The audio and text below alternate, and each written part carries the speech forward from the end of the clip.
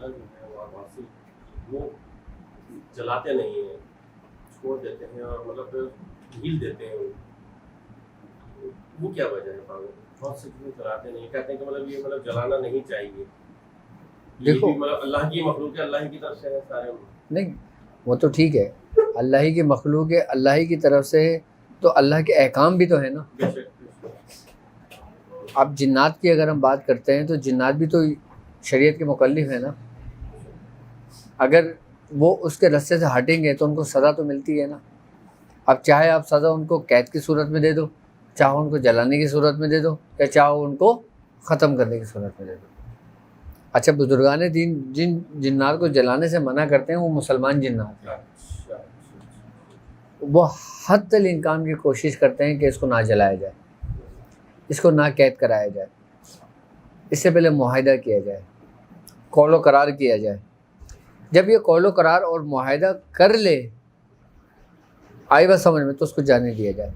और अगर ये कौलो करार कर ले, मुआहिदा कर ले, लेकिन ये फिर सरकश हो जाए, तो फिर इसको सज़ा देने के लिए आप हैकल सुलेमानी में कैद कर लें।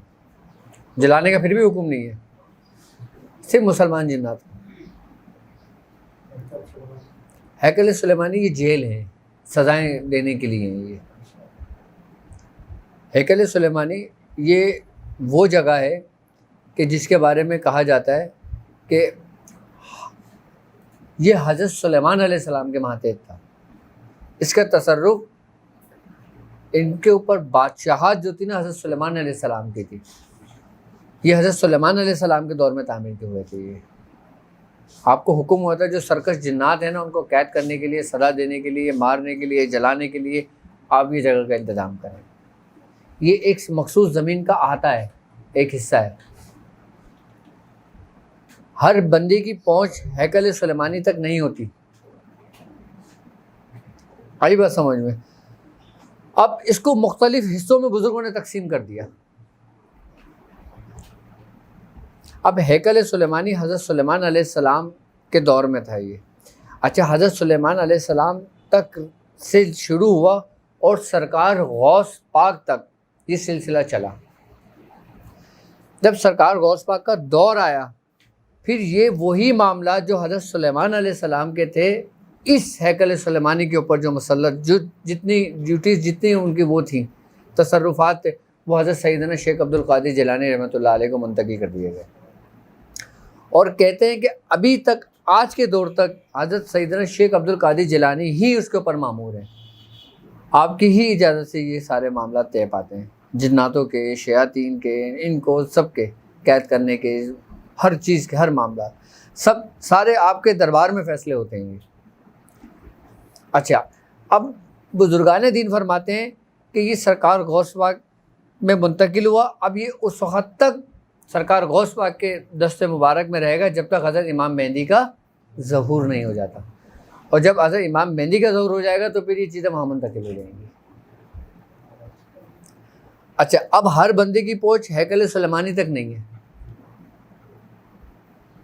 अब तुम किसी के ऊपर हाजिर करते हो, आए बस समय, तुम बात करते हो, तुम पूरा मुआहिदा करते हो, तुम हज़रत सुलेमान अलैहिस्सलाम की कसम देते हो, आई बस समझ में, तुम्हें इस बात पे यकीन है कि जो हज़रत सुलेमान अलैहिस्सलाम की कसम खा रहा है वो अपनी बात पे कायम रहेगा। चलो, अभी तो वो तुम्हारी कस्टडी में है ना, अभी तो वो कुछ नहीं कर सकता। क्या तुम्हें इस बात पे यकीन है कि ये तुम्हें धोखा दे रहा है? ये धोखा नहीं देगा। शयातीन जिन्नात भी धोखा देते हैं, और शयातीन जिन्नात ही धोखा देते हैं, जो ऐसे धोखा देते हैं कि हम फलां बुजुर्ग हैं, हम ख्वाजा साहब हैं, हम बाबा साहब हैं, हम कलंदर हैं, हम गौस हैं। अब जो कम अक्ल लोग होते हैं, जो कम इल्म रखते हैं, या अकीदे के जो कमज़ोर तरीन लोग होते हैं, वो उसमें बहक जाते हैं। जब वो उसमें बहक जाते हैं, फिर वो इंतज़ामात करते हैं। किसका? लो जी, घर की सफाई करो, मुसल्ला बिछाओ, अगरबत्तियाँ जलाओ, अब वो शैतान हुक्म दे रहा होता है, शैतान जिन्नात, शरीरी जिन्नात। अच्छा, वो कुछ बातें सही भी बताएगा आपको, आपको अपने कंट्रोल में करने के लिए।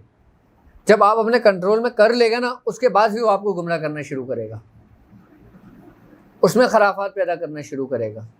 उससे पहले नहीं होगा, उसमें खराफात पैदा करता है फिर वो। कौन? यही शरीर जिन्नात।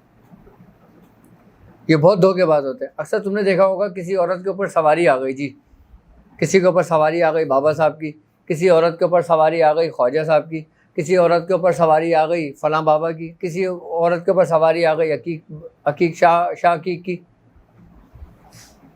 किसी पे सवारी आ गई अब्दुल्ला शाह गाजी की। औरत पे क्यों आती है, मर्द पे क्यों नहीं आती? क्या मर्द इतने गुनाहगार हैं क्या? सोचो ना थोड़ा सा। औरत के ऊपर इसलिए चीज़ें आसानी से मुसल्लत हो जाती हैं कि औरत हर चीज़ से ख्याल नहीं रख पाती, क्योंकि वो नाकिसुल अकल है ना, वो उसकी अकल हर चीज़ को पहले तस्लीम कर लेती है। उसको औरत को आधी बात भी कहोगे ना, वो बोलेगी बस मैं पूरी बात समझ गई, चाहे वो ना समझी हो। ये तो ज़ाहिरी मामलात में। औरत को ज़रा सी फीलिंग हुई, औरत ने फील करा अपने ऊपर, उसको महसूसात होने शुरू हुए, उसने कहा कुछ हो रहा है मुझे। अब जब कुछ वो पूरी तरीके से सवारी आई, शरीर जिन्नात ने उसके अंदर मुंतकिल हुआ, जब उसने बोलना शुरू करा तो यकीन हो गया भाई कुछ आ गया। अब उसने बोला मैं बाबा हूँ, उसने बोला हाँ भाई तुम बाबा ही हो। अभी पहचानने वाला पहचानते है कि ये बाबा है, ये शरीर है, शयातीन जिन्नात हैं। ऐसे बहुत केसेस होते हैं। और फिर जी हर जुमरात न्याज़ें हो रही होती हैं, हर जुमरात औरतों का रश लगा रहा होता है हर महल्ले के अंदर। अब वो रज़िया ने शाहिदा को बताया, शाहिदा ने जमीला को बताया, जमीला ने फरदाना को बताया। अब सबके काना फूसी हो रही है। अब सब बोले तू चीनी लेके आ जा, तू नमक लेकर आ जाओ, तुम मिर्ची लेकर आ जाओ, तुम ये लेकर आ जाओ, बस अपने पास रख लेना, बाबा जी जब आएंगे ना फिर वो कर लेंगे। अब यहाँ से हमारी वो दौर शुरू हो जाता है गुमराही का। आई बात समझ में? अच्छा, कुछ वो सच भी बताएंगे, अक्सरियत में झूठ बताएंगे। सच इसलिए बताएंगे ताकि आपका एतबार कायम रहे। अच्छा, इनकी एक पहचान है, एक शनाख्त है। जब कभी की ऐसी बात सुनो ना कि किसी जगह पे हाजिरी है, आई बात समझ में, तो आप एक काम करो, आप लौंग होती है लौंग अपने पास रखो। आई बात समझ में? जब आप उस जगह पे जाओ ना, आप लाहौल पढ़ते रहो, आप पढ़ते पढ़ते ना लौंग को तोड़ दो। और जब लौंग को तोड़ोगे ना, वो शयातीन जो शरीर जिन्नात होगा ना, वो चीखेगा और आपको बदबू आनी शुरू हो जाएगी।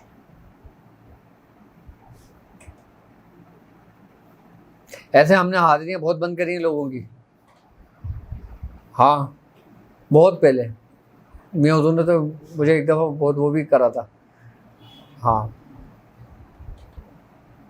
डाटा भी था। तो यही शरीर और शयातीन जिन्नात होते हैं, यही खराफात पैदा करते हैं, यही भी गुमराही की तरफ ले जाते हैं। अच्छा, फिर इनका इलाज भी करने नहीं देते। आप इलाज करेंगे, फिर वही शरीर शयातीन जिन्नात, अगर औरत है ना तो उसके शहर के नर्वस सिस्टम को अपने कंट्रोल में करके उसका जहन ख़राब करेगा कि भाई ये तुझे कर देगा, वो कर लेगा, ये हो जाएगा, वो हो जाएगा, फिर वो होगा, वो डर जाएगा, फिर वो इलाज नहीं करेंगे। फिर इस तरीके से इलाज नहीं करेंगे, वो चीज़ें पक्का होती रहेंगी, पुख्तगी आती रहेगी उसमें। बुजुर्गों के पास इतना टाइम नहीं कि वो तुम्हारे जिस्म में हाजिरी की सूरत में आए। वो पाक रूहें हैं, वो साफ़ रूहें हैं, वो मखसूस कामों के लिए हैं, वो तुम्हारे लिए नहीं है। बुजुर्गों की आमद ख्वाब की हद तक तो तुम्हारे लिए फ़ायदेमंद साबित है। जिस्मों के अंदर जो बुजुर्गों की आमद होती है वो बहुत शादिर और नादिर होती है।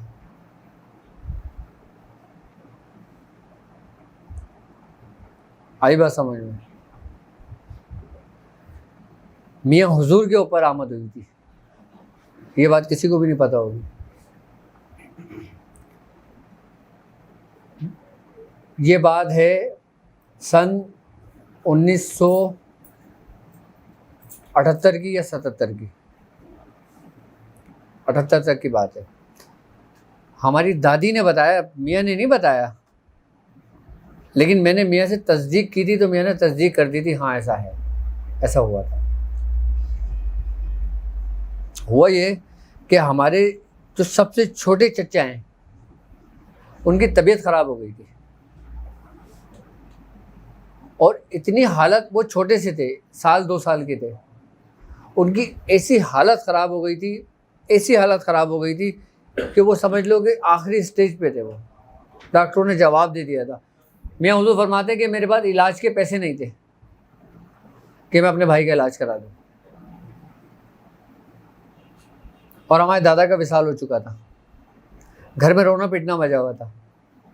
तो पापा बताते मैं बड़े अफसुर्दगी की हालत में मैं बैठा हुआ था, जैसे कोई बहुत गमज़दा शख्स होता है ना, मैं उस वक्त बैठा हुआ पढ़ रहा था अपना सबक। दादी बताती हैं कि मैंने खुद देखा कि तुम्हारे बाप तस्बीह लेके बैठे हुए, और बैठे बैठे बैठे वो गिर गए, यानी लेट गए। ये वाक़या मैं मियाँ हुजूर का बता रहा हूँ तुम्हें। मियाँ हुजूर लेटने के बाद मियाँ हुजूर का जिस्म जो ना, जैसे यूँ मछली की तरह तड़पता है ना, इस तरीके से तड़पने लगा। उसके बाद दादी बताती है, मियाँ जैसे मेरी खचखची दाढ़ी है ना, बिल्कुल ऐसी थी मियाँ हुजूर की दाढ़ी, सेम यही हुलिया था। तो मियाँ हुजूर ऐसे ऐसे फड़कने लगे। उसके बाद दादी बताती है कि पापा की जो ना पूरी जिल्द जो ना वो चेंज होने लगी थी, कि जैसे किसी बूढ़े शख्स के नहीं होती खाल झुलसी भी, ऐसी स्किन होने लगी, और चेहरे पे झाइयाँ आने लगी। कहने लगी जब चेहरे पे झाइयाँ आने लगी मियाँ हुजूर के, और ऐसा हो गया कि जैसे रुख चेंज हो गया उनका पूरा, तो दादी कह रही मैं डर गई। दादी कहने कि मेरी औलाद थी वो, मैं उनके करीब चली गई। दादी कहती मैंने उनका हाथ पकड़ लिया, फिर उन्होंने सलाम किया, तो दादी कहने लगी फिर मैंने जवाब दिया। दादी ने बात करी, और वो कौन बुजुर्ग थे? हज़रत सैयदना मूसा हाशमी रहमतुल्लाह अलैह। तो उन्होंने कहा कि मैं मूसा हाशमी हूँ, और पूरा चेहरा मियाँ हुजूर का चेंज हो चुका था। क्या कहा? मैं मूसा हूँ, मूसा हाशमी हूँ मैं। और तू परेशान ना हो। किसको बोलना है? दादी को। इस बच्चे को कुछ नहीं होगा। दादी कहती है सांसें रुक गई थी उनकी, घर में रोना पीटना मचा हुआ था। पापा बड़ा अफसुर्दगी की हालत में थे, और कहा कि तुझको कुछ नहीं होगा, अल्लाह बरकत देने वाला है। बस इतनी बात हुई, उसके बाद खामोशी हो गई। थोड़ी देर बाद पापा की पूरे अपनी असली हालत में आ गए। तो मैं हुजूर ने अम्मी से पूछा कि अम्मी क्या हुआ? तो दादी पहले तो डरी, फिर उन्होंने बताया कि ऐसे ऐसे मामला हुआ। तो पापा ने वही दुआ के लिए हाथ उठाए। बुजुर्गों की रूहें जब आती है ना, तो वो इंसान के पूरे वजूद को पाक कर देती हैं, क्योंकि पाक रूहें पाक घर में जाती हैं, और आपका वजूद आपका घर है।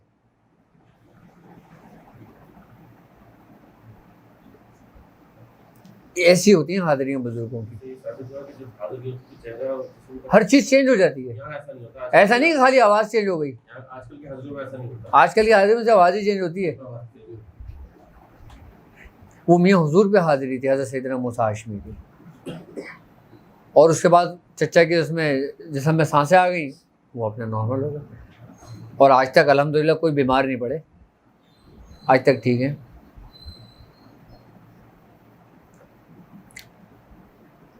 ये जो बुज़ुर्ग होते हैं ना, ये अपनी औलादों को, हम लोग कौन हैं? औलादें हैं ना। जब हम किसी मुसीबत में, किसी परेशानी में होते हैं ना, किसी भंवर में होते हैं ना, तो ये हमें अकेला नहीं छोड़ते।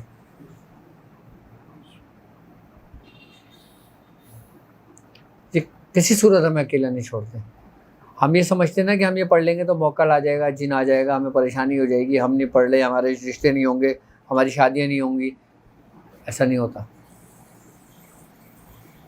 सिलसिले का यही तो फ़ायदा है, सिलसिले का यही तो फैज़ है।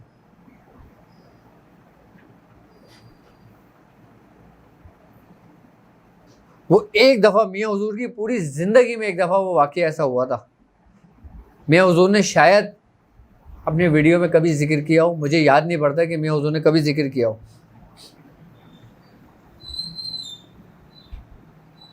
लेकिन ये भी मियाँ हुजूर के राज़ों में से एक राज था। और सैयदना मूसा हाशमी कौन है कि जिन्होंने हज़रत ख्वाजा मंजूर हुसैन शाह साहब की तरबियत करी थी। ख्वाजा मंजूर हुसैन शाह साहब कौन है? हमारे दादा पीर यानी मियाँ हुजूर के पीरो मुर्शिद। और सैयदना मूसा हाशमी कौन थे कि जिनकी तरबियत सरकार दो आलम सल्लल्लाहु अलैहि वसल्लम ने करी थी। आप हाशमी घराने से ताल्लुक़ है, आप अवैसी हैं। आप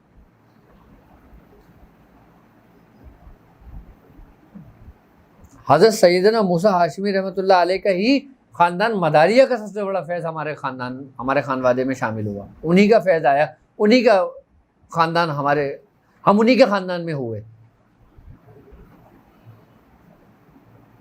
आपका ख़ानदान भी शतारिया ख़ानदान था।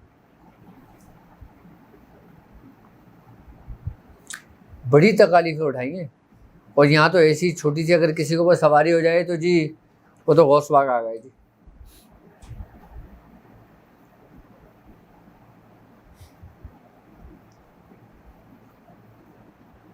हमारे इस्लाम में, हमारे दीन में एक बात तो है कि जिसको पर्दे का हुक्म दे दिया गया है ना, महरम और ना महरम का जहाँ फ़ैसला कर दिया गया है ना, वहाँ से आप इस चीज़ का फ़ैसला कर सकते हो।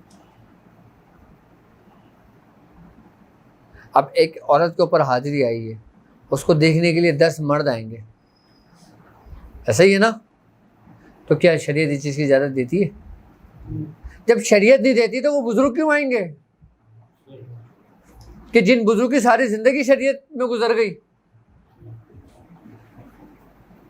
अब मज़ारात पे बहुत ज़्यादा खराफात होते हैं।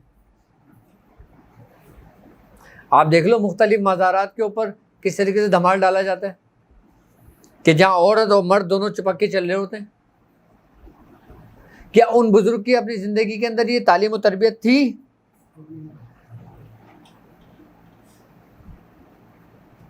तो बाद के गुजरने के बाद फिर उनकी जगहों पर ये सिलसिला शुरू क्यों हुआ, आपको पता है?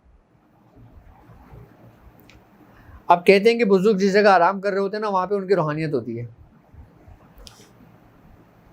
तो क्या रूहानियत को ये कराहियत महसूस नहीं होती? क्या रूहानियत को ये नागवार नहीं गुजरता? अगर बुजुर्ग चाहें तो ये सिलसिला बंद नहीं हो सकता। फिर मामला क्या है? फिर माजरा क्या है? देखो, जहाँ पे रोशनी होती है ना, वहाँ अंधेरा पूरी होने की कोशिश करता है, दाखिल होने की।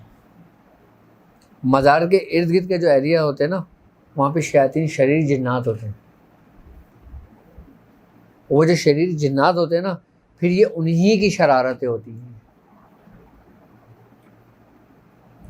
अच्छा, कुछ तो आपकी अपनी फीलिंग्स होती हैं और बाकी बची कुची कसर वो शरीर जिन्नात कर देते हैं।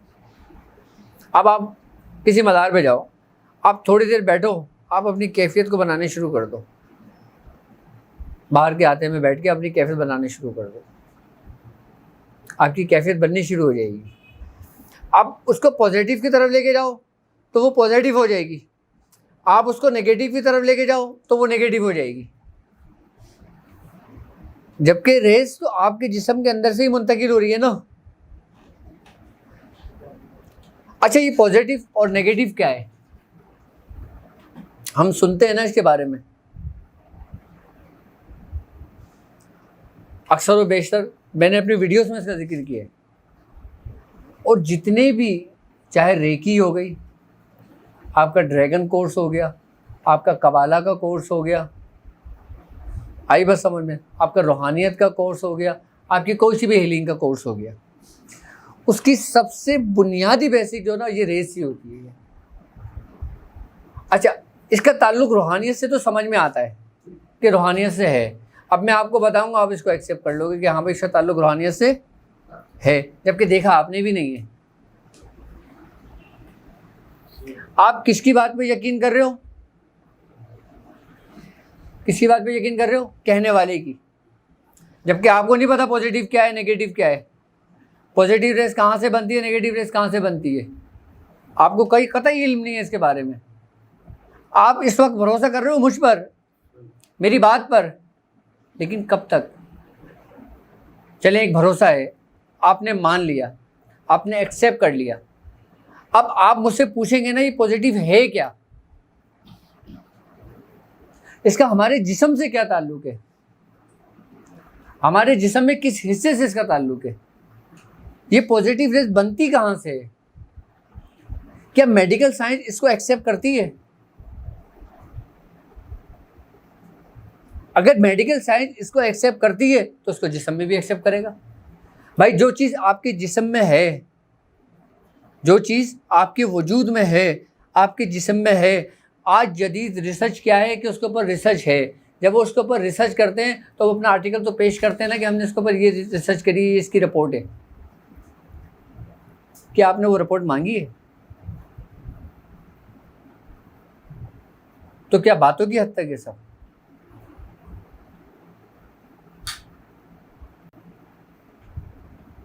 आज मेडिकल साइंस ये बात प्रूव करती है, क्या मेडिकल साइंस ये बात प्रूव करती है कि हमारे जिस्म के अंदर, ख़ासकर जो हमारा ब्रेन है, और ब्रेन दिमाग का लेफ़्ट साइड वाला ये पूरा हिस्सा, ये हिस्सा जो दिमाग झिल्लियों में होता है, आई बस समझ में, उसमें से एक केमिकल निकलता है। क्या निकलता है? एक केमिकल निकलता है। उस केमिकल का नाम मेडिकल कहती है, उसका नाम है डोपामाइन।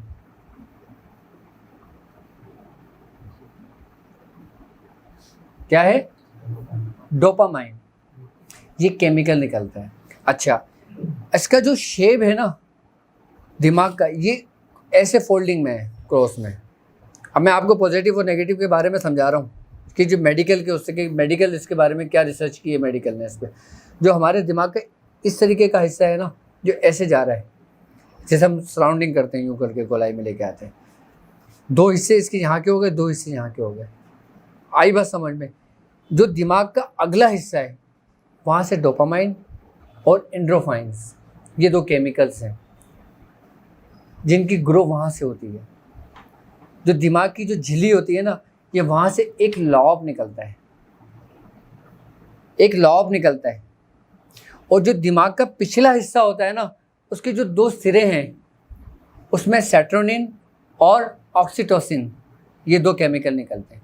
ये चार केमिकल हुए, ऑक्सीटोसिन और डोपामाइन, एंडोर्फिन्स और सेरोटोनिन, ये चार केमिकल्स निकलते हैं। अच्छा, अब इन चारों केमिकल्स का हमारे जिस्म से क्या ताल्लुक है, और इन चारों केमिकल्स कब और कैसे और कहाँ निकलते हैं? ये वही हमारे ब्रेन्स की झिल्लियाँ हैं कि जहाँ से ये मादे का इखराज होता है। अब जैसे डोपामाइन है, डोपामाइन का जो ताल्लुक है वो हमारे अगले हिस्से से है। जब वो केमिकल्स निकलता है ना, तो ये हमारे जिस्म के अंदर फीलिंग्स पैदा करता है हमारे नर्वस सिस्टम के लिए। अब हमारा नर्वस सिस्टम है असाबी निज़ाम, यही केमिकल जो होता है वो इस पूरे निज़ाम को चला रहा होता है। अब जब ये केमिकल्स निकलता है, डोपामाइन और एंडोर्फिन्स, जब ये केमिकल जब मिलते हैं ना, तो एक पॉजिटिव रेज बनती है। अच्छा, डोपामाइन और एंडोर्फिन्स, ये जो दो केमिकल मिलते हैं, जब पॉजिटिव रेज बनती है, तो उसका क्या ताल्लुक है तुम्हें पता है? जो एंडोर्फिन्स केमिकल है ना, इसका ताल्लुक स्पाइनल कॉर्ड से होता है, जो हमारी रीढ़ की हड्डी होती है। और डोपामाइन का ताल्लुक हमारे नर्वस सिस्टम से होता है। पूरी रूहानियत आपकी इन्हीं दो चीज़ों में है, दिमाग के अंदर यानी कि नर्वस सिस्टम के अंदर, और एक पूरे स्पाइनल कॉर्ड के अंदर। इन दोनों केमिकलों का मिलाप पॉजिटिव रेस को बनाता है।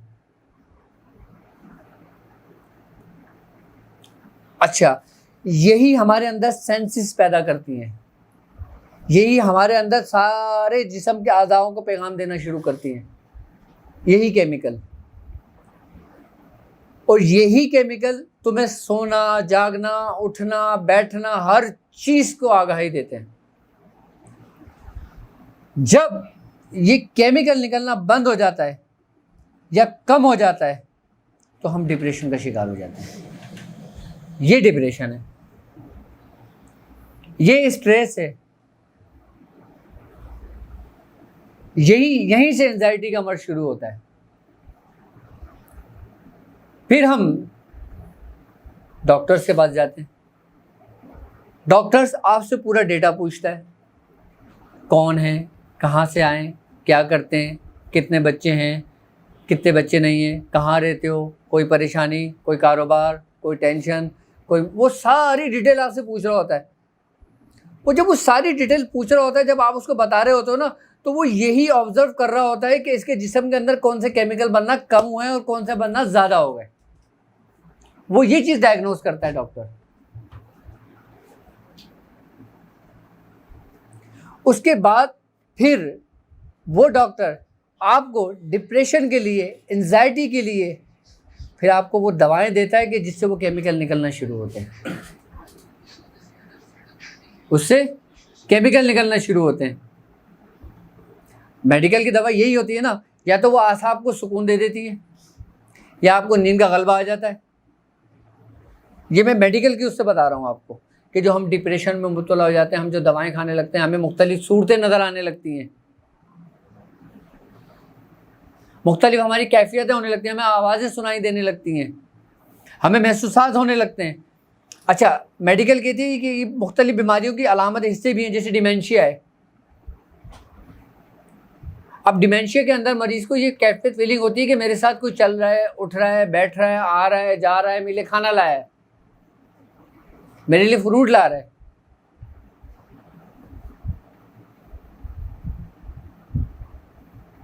इस सारी जो मुश्तमिल है ना, ये हमारे इन्हीं केमिकल्स के ऊपर डिपेंड कर रहे होते हैं। आई बात समझ में? किसका ताल्लुक? असाब का ताल्लुक, यानी कि नर्वस सिस्टम का ताल्लुक। आपके पूरे निज़ाम में असाब का ताल्लुक किससे हो गया? डोपामाइन से। आप डोपामाइन लिख के ज़रा रिसर्च कर लो, आपको पूरा पता चल जाएगा।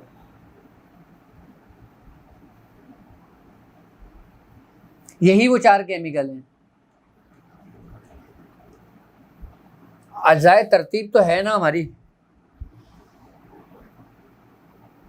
अब पूरे हमारे निज़ाम को, हमारे सोचने को, हमारे समझने को, हमारे दिमाग के खलियात को, हमारे उम्मुल दिमाग को, सारे पैगामात इन्हीं केमिकल्स की वजह से बन रहे होते हैं, और ख़यालात हमारे, सब कुछ इन्हीं की वजह से हमारे आ रहे होते हैं। अब जो लोग नफ्सियाती मर्ज़ का शिकार हो जाते हैं, जो लोग पागल हो जाते हैं, उनके अंदर ये केमिकल बनना बंद हो जाता है, ख़त्म हो जाता है, सूख जाती है झिल्ली। अब जब झिल्ली सूख जाएगी, उसको आगे पैगाम ही नहीं मिल रहा होगा, तो पागल के लिए सर्दी और गर्मी बराबर हो गई, धूप और छाँव। सर्दियों के अंदर भी वो बगैर शर्ट के घूम रहा होता है, गर्मियों के अंदर भी वो बगैर शर्ट के घूम रहा होता है, आग के अंदर भी वो हाथ दे देता है। आपके अंदर हिस्स खत्म हो जाती है। अब आप पागल को मारो, उसको दर्द का भी एहसास नहीं होगा। अच्छा, जब कोई नशे की चीज़ें, दवाएं खाता है ना, तो नशे की दवाओं का जो असर होता है ना, वो सबसे ज़्यादा डोपामाइन पर होता है। ये जो केमिकल्स निकल रहा होता है ना, इसकी अफजाइश को रोकता है, जिसकी वजह से हमारा जिस्म सुन्न होता है। हमारे जिस्म के अंदर एक ऐसी कैफियत होती है कि जैसे हम हवा में उड़ रहे हैं,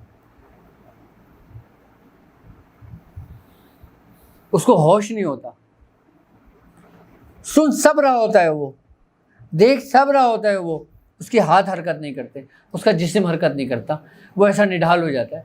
आप किसी हीरोइनची को देख लें, हेरोइन पीने वाले को देख लें, आइस नशा करने वाले को देख लें आप, आइस नशे का ताल्लुक सबसे ज़्यादा इंसानी नर्वस सिस्टम से ही है, वो सबसे ज़्यादा वही डैमेज करता है। अच्छा, जब ये केमिकल बनना बंद होगा ना, आपके हार्ट बीट तेज होनी शुरू हो जाएगी। आप हल्का सा कोई नशा करते हो, आपका ब्लड प्रेशर बढ़ता है, आपकी हार्ट बीट फौरन तेज हो जाती है आपकी। ये इन्हीं केमिकलों की वजह से होती है। ये 4 ही केमिकल हैं जो आपकी बॉडी को पूरा मेंटेन रखे हुए हैं ये। अच्छा, अब पॉजिटिव रेस कब बनती है और कैसे बनती है? अच्छा, पॉजिटिव रेस इस वजह से बनती है कि जो हम एक्टिविटी करते हैं, अब हम वजू करते हैं, हमें वजू का हुक्म है, ठीक है। मेडिकल क्या कहता है? मेडिकल कहता है कि जब आप वजू करते हैं ना, तो आप 90% जरासीम से महफूज हो जाते हैं। आज मेडिकल रिसर्च ये बात कह रही है, ऐसा ही है ना। 90% बीमारियों से इंसान बिल्कुल महफूज हो जाता है।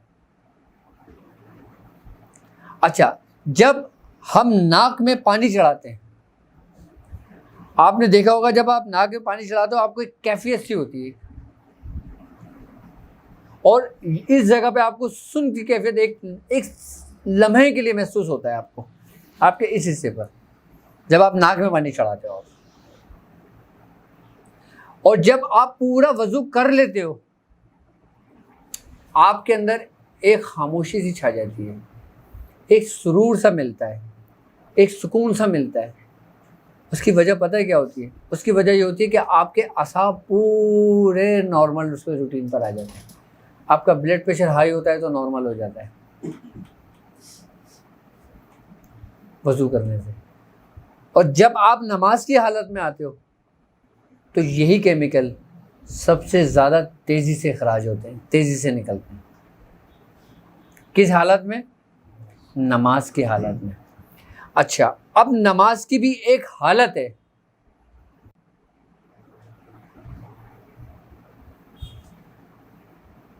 क्या? वो हालत नहीं जो हम लोग पढ़ते हैं, वो नमाज के जिसके बारे में कहा गया है कि आलिम की 2 रकात नमाज नफिल जाहिल की 100 रकात नमाज नफिल से बेहतर है। जब आप अल्लाह अकबर कह के खड़े होते हो, ऐसे खड़े होते हो ना नमाज की हालत में। अब कुछ लोग अल्लाह अकबर कह के जो गर्दन झुका के खड़े हो जाते हैं, ऐसे ही है। कुछ लोगों की गर्दन ऐसे होती है, कुछ लोगों की गर्दन ऐसे होती है, कुछ लोगों की गर्दन यूँ होती है, कुछ लोग यूँ देख रहे होते हैं, कुछ लोग ऐसे कर रहे होते हैं, अल्हम्दुलिल्लाह रब्बिल आलमीन ऐसे पढ़ रहे होते हैं। ऐसा ही है ना। कोई शेप नहीं होती, कोई तरतीब नहीं होती, बस हम उसकी नकल कर रहे होते हैं।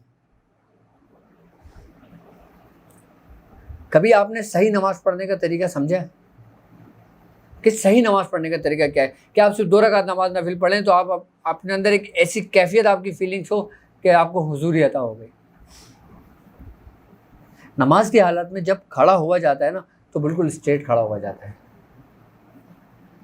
बिल्कुल इस तरीके से ऐसे शेप बना के ऐसे करके खड़ा हुआ जाता है, ऐसे कि आपकी जो गर्दन, आपकी जो रीढ़ की हड्डी है ना, ये आपकी बिल्कुल ऐसे होती है जैसे सांप की होती है। सांप की कुंडली ने देखी आपने, इस तरीके की होती है, जैसे कि पूरा हिस्सा एक होता है सेम, बिल्कुल ऐसे होना चाहिए आपकी। बिल्कुल जब आप गर्दन अपनी ऐसे रख के जब नमाज पढ़ेंगे ना, अल्लाह अकबर कहेंगे, तो आपका जो स्पाइनल कॉर्ड है, यानी कि आपकी जो रीढ़ की हड्डी है,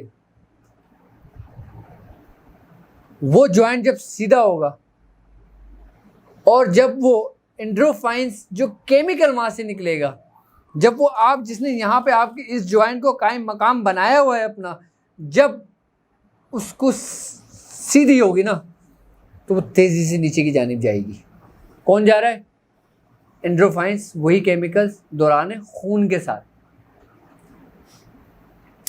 जब वो नीचे की जानिब जाएगी तो आपके लास्ट मोहरे के अंदर, यानी कि कूल्हे का जो लास्ट मोहरा है ना, कि जिसको कहते हैं कि ये कुव्वत इरादी का मरकज़ है, रूहानी कुव्वत का मरकज़ है, ये उसको जाके जगाती है।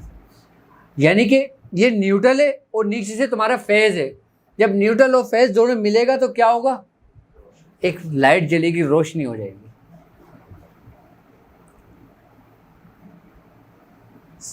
कहाँ से चल रहा है? सारा केमिकल से, जो हमारे ब्रेन से अंदर बन रहा है हमारे।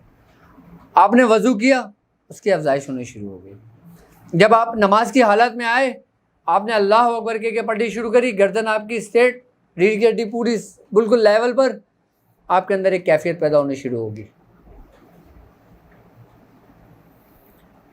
आपके अंदर वो रेस चलनी शुरू होगी जो पॉजिटिव रेस बनी है आपके अंदर।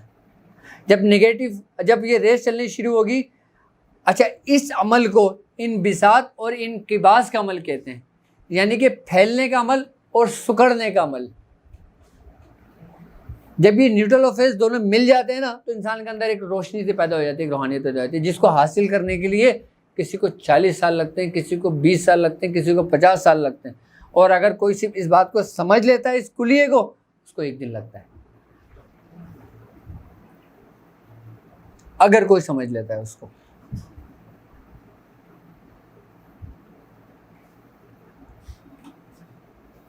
अब आप रुकू की हालत में चले गए। अब रुकू की हालत में जब आप जाएंगे, तो जो दौरान खून होगा, खून का प्रेशर कहाँ पर आएगा? आगे की जानिब आएगा। अब वो रीढ़ की हड्डी के अंदर जो हमारे अंदर जो रेस जब चली हैं, जब वो एक जगह मिली है, तो जब इंसान रुकू की हालत में होता है ना, ऐसा होता है कि जैसे आपने पारा देखा है, पारे को आपकी चीज़ में डालें, यूँ करें यूँ चले जाता है, यूँ करें यूँ चले जाता है, यूँ करें यूँ चला जाता है, वो पूरा एक जगह ठहरता नहीं, वो यूँ सर्कल घूम रहा होता है अपना। इसी तरीके से वो रोज़ हमारे बॉडी के अंदर दाहिर हो रही होती है। जब आप सजदे की हालत में जाते हैं, तो ये सारी रेज जो ना दिमाग के ज़रिए हमारे कल्ब में उतर रही होती है। जब आप सजदा करते हैं ना, तो दिमाग के उन खलियात को, दिमाग की उन झलियों तक खून पहुंचता है जो बाजारी हालत में किसी भी एक्सरसाइज से नहीं पहुंचता। जब आप ये नमाज की हालत में, सजदे की हालत में होते हैं, इस केमिकल भी निकल रहा है, आपका इखराज हो रहा है उसका। आई बस समझ में, इखराज होने के बाद पूरी बॉडी के अंदर सर्कुलेशन होता हुआ, आपके कल्ब, सफाई कल्ब में होती है ना, कल्ब में होता हुआ अपनी जगह कायम मकाम होता है, उसके कल्ब में भी नूर पैदा हो रहा होता है, एक रोशनी पैदा हो रही होती है। ये मैं मेडिकल उससे आपको बता रहा हूँ। आपको रूहानियत तो अपनी जगह है कि मेडिकल में किस तरह इंसान की बॉडी इफेक्ट हो रही होती है, जिस्म को कैसे फ़ायदा हो रहा होता है। और जब आप कायदे की हालत में आ जाते हैं ना, तो फिर वो आपके कल्ब में सराहियत कर जाता है। क्या चीज़? वो न्यूट्रल और फेस की रेस, जो पॉजिटिव रेस होती है। अब कल्ब के हालत में जब वो आ जाती है ना, फिर जब आप सलाम फेरते हैं ना, फिर वो अपना कायम मकाम ढूंढता है वो रेस, कि मैं कल्ब की सीधी जानिब जाऊं या कल्ब की बाएं जानिब। अब जहां पे वो ठहरता है, इंसान को फैज़ उतना ही मिलता है। पूरी नमाज आपका सुलूक है, पूरी नमाज आपका सुलूक है, अगर आप नमाज समझ लें। खाली नमाज के ज़रिए ही आप अपनी मनाजिल तय कर लें। खाली नमाज को अगर समझ लें, आप इस तरतीब से पढ़ने का तरीका समझ लें आप नमाज को, फिर आपकी 2 रकात नमाज नफिल पढ़ना और सारी ज़िंदगी आपकी नमाज़ें पढ़ना बराबर होगा। अंबिया कराम आए, सहाबा कराम आए, औलिया कराम आए, बुजुर्गान दीन आए, उन सब ने क्या सिखाया, क्या समझाया? तरीक़ेकार ही तो बताए ना, तरतीब ही तो बताइए ना। अब यहाँ से पॉजिटिव रेस शुरू होती है। अब यहाँ से जब पॉजिटिव रेस शुरू होती है ना, फिर उसका इस्तेमाल आपके इख्तियार में होता है। आपका उसका इस्तेमाल आपके इख्तियार में कैसे होगा? कि जब आपके अंदर एक रोशनी सी पैदा हो जाती है ना, तो फिर वो खुद बाहर निकलती है। जब वो खुद बाहर निकलती है ना, तो फिर जो लोगों के अंदर जो नेगेटिविटी होती है ना, फिर वो उसको ख़त्म कर रही होती है। क्यों कहते हैं कि बुज़ुर्गों की सोहबत में बैठा करो, उसका असर तुम पर आएगा।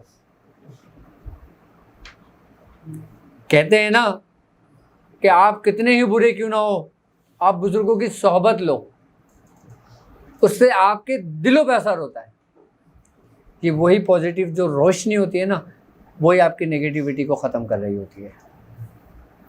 ये तो उन ताल्लुक था केमिकल्स का जिनका ताल्लुक हमारे पॉजिटिव रेसेस से था।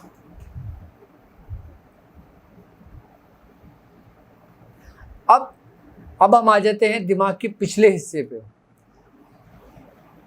जहाँ से सेरोटोनिन और ऑक्सीटोसिन ये केमिकल निकलते हैं।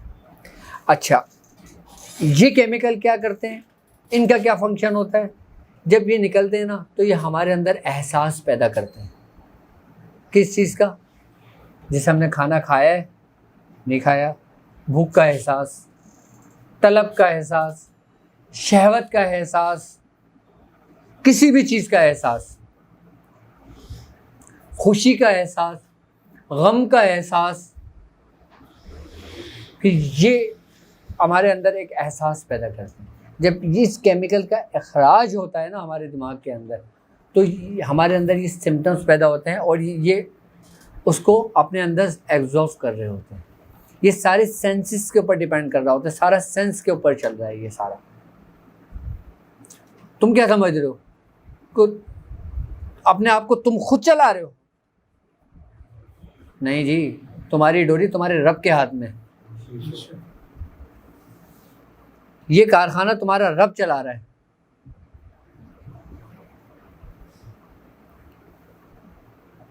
मैंने इतनी डीपली गहराई में जाके तुम्हें समझाया कि अगर ये केमिकल ही तुम्हारे अंदर से ना निकले, तुम कुछ भी नहीं कर सकते। और ये केमिकल निकल किसके हुक्म से रहा है? तुम्हारे रब के हुक्म से निकल रहा है। अच्छा, ये आप जब कोई वर्जिश करते हो, एक्सरसाइज करते हो, योगा करते हो, रेकी करते हो, मेडिटेशन करते हो, डॉट की प्रैक्टिस करते हो, तसव्वुर कायम करते हो, ये केमिकल पैदा हो रहा होता है, इसकी अफजाइश कर रहा होता है। जिस तरीके से साइकिलिंग चल रही होती है, बिजली पैदा हो रही होती है।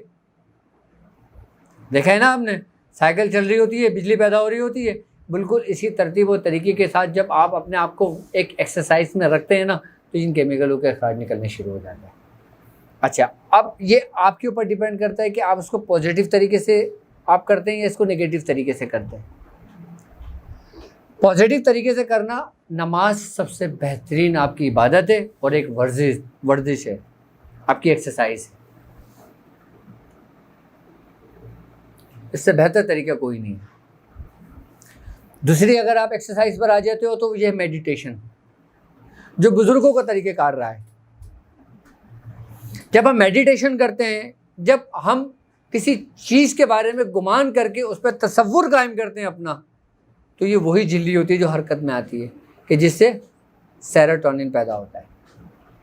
अब जब सेरोटोनिन हमारे अंदर पैदा होता है तो हमारे अंदर हर चीज़ का एहसास होता है। अच्छा, अब ये सेरोटोनिन जो होता है ना, इसकी जो मियाद मुद्दत होती है ना, ये इंसान के जिस्म के अंदर 3 दिन बाद पैदा होता है, इखराज हो रहा होता है। पैदाइश तो इसकी हो चुकी है, ये तो एक झिल्ली है। झिल्ली, अब जैसे हमारा स्किन है, स्किन में से पसीना आता है, पसीना आता है। पसीना किस वक्त आता है? कि जब हम कोई मेहनत का काम कर रहे होते हैं, जब कोई हम वर्जिश कर रहे होते हैं, जब हम एक्सरसाइज कर रहे होते हैं, जब हम दौड़ रहे होते हैं, जब हम किसी ऐसी एक्टिविटी में होते हैं, जब बहुत ज़्यादा गर्मी शिद्दत होती है, तो पसीना आता है। बिल्कुल इसी तरतीब और इसी तरीके से सेरोटोनिन निकलता है। किस में से? उस झिल्ली में से, कि जिससे हमें एहसास पैदा होता है, लम्स पैदा होता है, हिस्स पैदा होती है, सेंस पैदा होते हैं।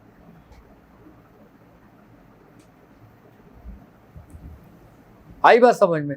तो ये सारे जो दारो मदार है ना, ये इन्हीं केमिकल्स के ऊपर डिपेंड कर रहा होता है। अच्छा, जब हम प्रैक्टिस कर रहे होते हैं, जब हम योगा कर रहे होते हैं, जब हम डॉट की प्रैक्टिस कर रहे होते हैं ना, और जब हमें एक निशिश के साथ ख़ास बैठे हुए अमल कर रहे होते हैं ना, तो उसकी अफजाइश होनी शुरू होती है। आपको मैं ये बता रहा था कि इसके जो अखराज होता है ना वो 3 दिन में एक दफ़ा होता है, लेकिन उस 3 दिन की जो तासीर होती है ना वो 40 दिन तक कायम रहती है। कितने दिन तक कायम रहती है? अच्छा, आप समझने वाली बात है। मैं ये बात क्यों कह रहा हूं? क्या मैंने देखा है? क्या मैंने रिसर्च की है कि इसकी अफजाइश 3 दिन बाद पैदा होती है, इसका अखराज निकलना होता है। बड़े बुजुर्ग फरमाते हैं कि इंसान को जो भूख सादिक होती है ना वो 40 दिन में एक दफ़ा लगती है। अब भूख का एहसास तुम्हें कौन सा केमिकल दिला रहा है? तो इसका मतलब है जब वो एक दफ़ा खराज होता है तो उसका असर कितने दिनों तक रहता है? तो इंसान की ज़िंदगी कितने दिनों तक बरकरार रहती है अगर बगैर खाए पिए? और किस केमिकल का मोहताज हुआ? आगे समझो बात। ये मैं नहीं कह रहा, ये हमारे बुजुर्गों का मुशाहिदा है, ये उनकी रिसर्च है। ये आज मेडिकल ज़रा रिसर्च कर ले।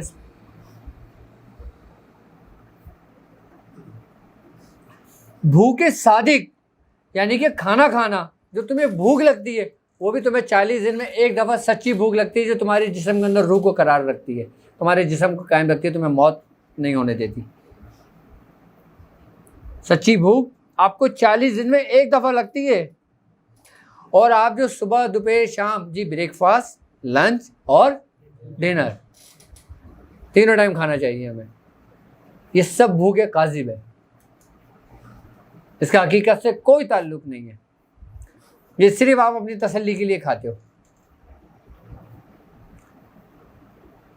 जब बुजुर्गानी दिन रियाजतें करते थे वो जंगलों में कितने कितने दिन भूखे रहा करते थे। क्या ब्रेकफास्ट, लंच, डिनर उन्होंने नहीं सुना हुआ था क्या? अब जब चिल्ला करते हैं क्यों खुराक को लिमिटेड करते हैं, क्यों परहेज करते हैं? ये परहेज तो कुछ भी नहीं है। जो जीरे के बिस्किट आते हैं ना, मैं हुजूर ने उन 6 बिस्किटों पे पूरे एक हफ्ता गुजारा है।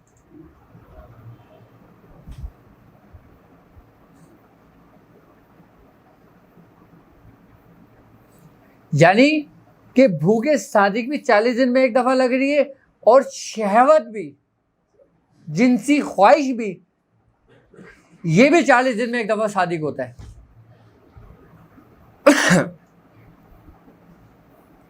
बाकी सब जंदीक होता है, काजिब होता है।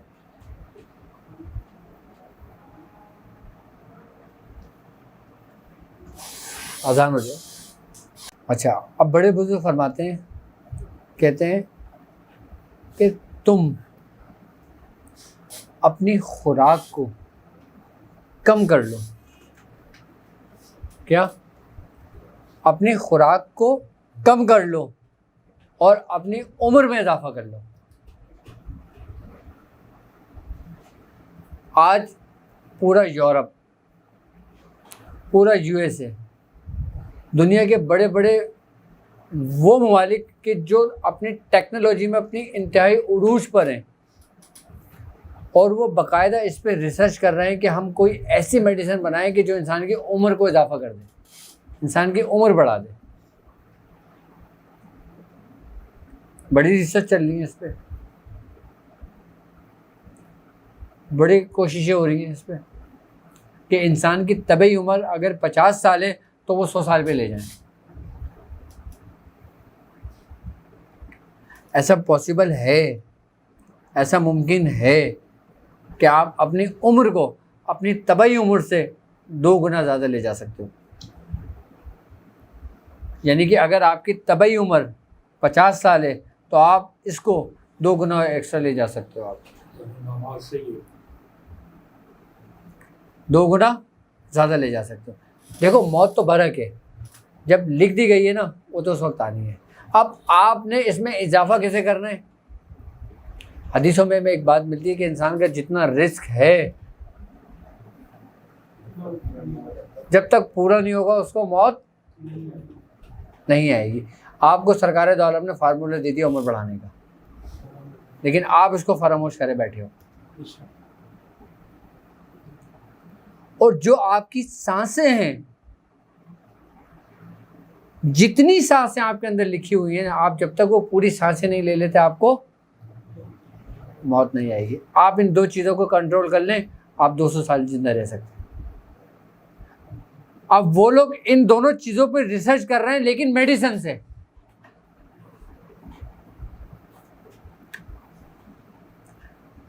किससे? मेडिसिन से।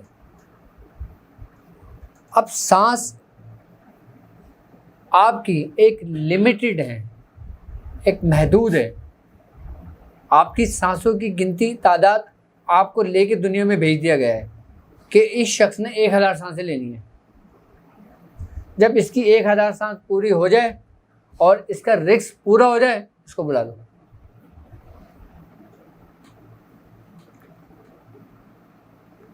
अब मैं रिस्क की आपको एक बात बताऊं कि रिस्क के बारे में है ना कि जितना उसको रिस्क है उतना मिलता है, उसके बाद उसकी मौत वाक़ई हो जाती है।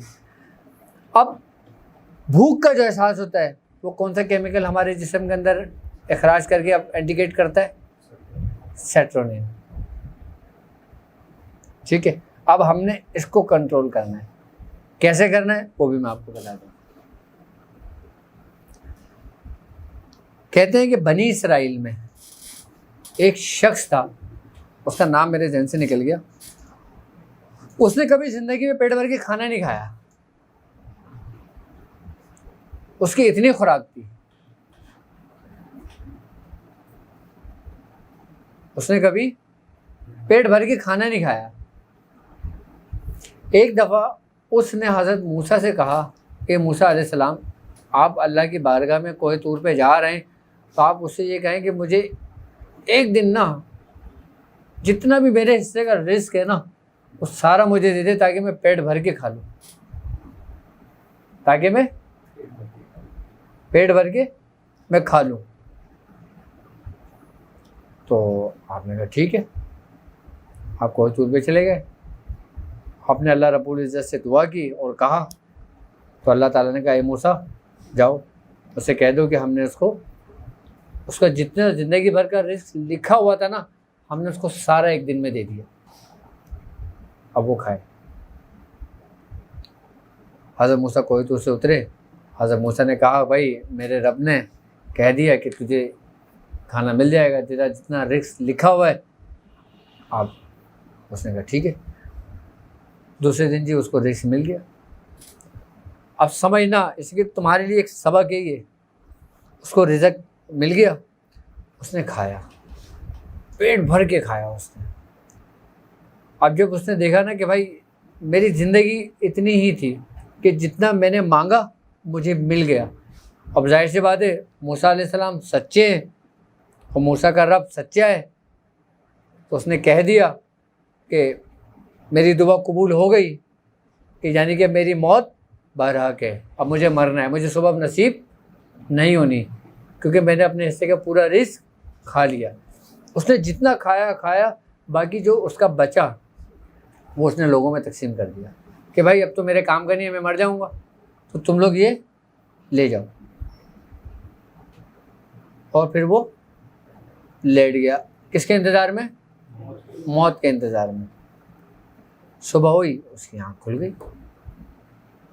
जब सुबह आँख खुली तो वही खाना रखा हुआ, वही रिज़्क रखा हुआ। उसने कहा ये क्या माजरा है? उसने दोबारा वही खाया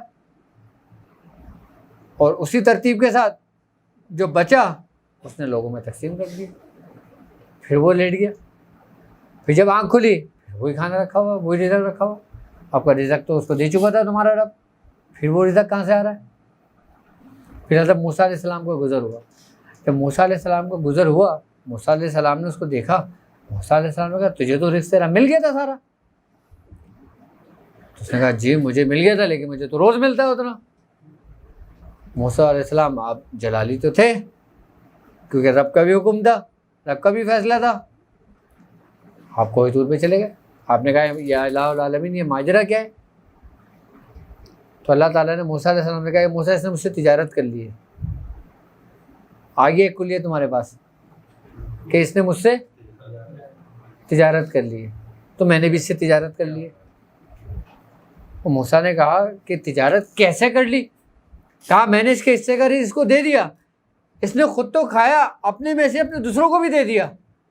जब इसने दूसरों को दे दिया तो उसने दूसरों के हिस्से के रिस्क में भी शामिल हो गया कि इसने हमसे तिजारत कर ली और तिजारत मुझे पसंद है। आगे तुम्हारे पर खुलिया, तुम सिर्फ 2 चीज़ों को अपने कंट्रोल कर लो। अच्छा, अब एक हो गया भूख, अब एक हो गई सांस। भूख पे तो हम कंट्रोल कर सकते हैं, लेकिन हम सांस पे अपने आप को कंट्रोल कैसे करेंगे? सांस पे हम अपने आप को कंट्रोल ऐसे करते हैं एक्सरसाइज से। जैसे हफ्स दम एक एक्सरसाइज है, एक जिक्र है,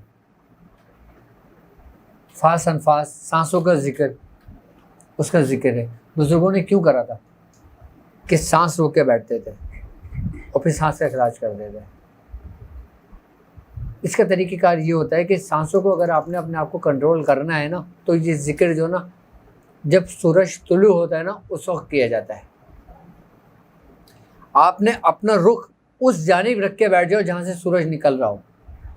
आप वहाँ बैठकर आप अपनी ये नाक बंद करके इधर से ना सांस को अंदर खींचें।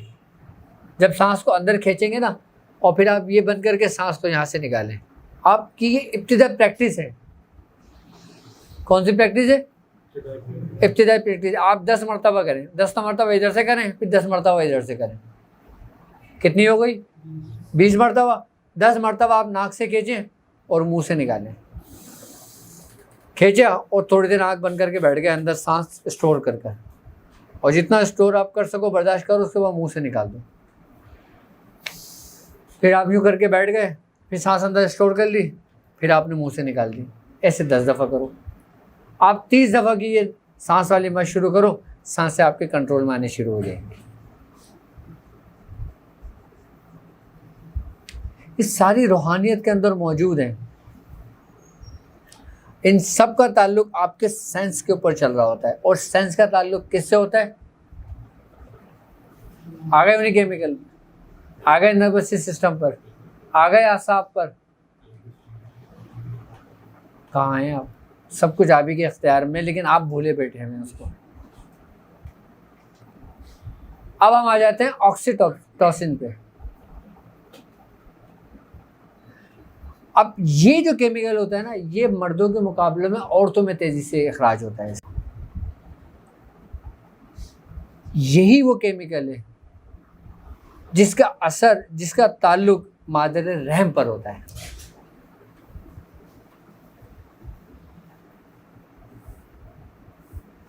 यही केमिकल जब बनना बंद हो जाता है ना, तो औरत के अंदर बांझपन पैदा हो जाता है।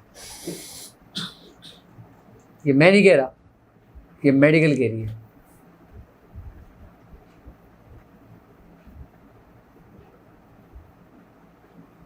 यही केमिकल है जो हमल ठहरने में माविन और मददगार होती है। इसका ताल्लुक कहाँ से? दिमाग से। और रहम कहाँ है? इंसान के बिल्कुल निचले हिस्से में। और दिमाग कहाँ है? इंसान के sex in depend your sense, कि वो आपके सेंस के ऊपर डिपेंड करता है। जब ये चीज़ आपके डिपेंड के ऊपर सेंस करती है, तो ऑक्सीटोसिन वहाँ से निकलना शुरू होता है। जब शहवत के दौरान आपके अंदर एक कैफियत बनती है, तो ये उसका इखराज होना शुरू होता है। इसका ताल्लुक मादर रहम से होता है, इसका ही ताल्लुक हमल से होता है, इसका ही ताल्लुक बच्चेदानी से होता है, इसका ही ताल्लुक यूट्रस से होता है, इसका ही ताल्लुक ओवरी से उससे होता है, ओवरी से होता है। जब ये बनना बंद हो जाता है, इसका निकलना बंद हो जाता है, इसका इखराज बंद हो जाता है, तो औरत के अंदर बांझपन पैदा हो जाता है। अगर मर्द के अंदर ये निकलना बंद हो जाता है, तो उसके अंदर नामर्दी वाली हालत पैदा हो जाती है, उसके अंदर कैफियत पैदा हो जाती है। मर्द के अंदर ये बनना बंद हो जाता है, तो वो भी बांझपन पैदा हो जाता है उसमें। उसके जो स्पर्म्स होते हैं वो उसमें वो नहीं पैदा होते जरासीम। ये बनना जब बंद हो जाए, मेडिकल में जब दवाएं दी जाती हैं, तो वो इसको इखराज करने के लिए दवाएं दी जाती हैं। जब हम किसी बीमारी का इलाज उसका जड़ से करते हैं ना तो हमें फ़ायदा होता है। हम जड़ को छोड़ देते हैं, पत्ते नोच रहे होते हैं। और हर डॉक्टर, हर हकीम, हर होम्योपैथी डॉक्टर पत्ते ही नोच रहा होता है, बेचारा वो दरख्त ही नंगा कर देता है वक्त में आगे। और फिर बंदा मजबूर और बेबस हो के उस चीज़ को तर्क कर देता है कि नहीं यार मेरे नसीब में औलाद ही नहीं है, जबकि ऐसा नहीं है।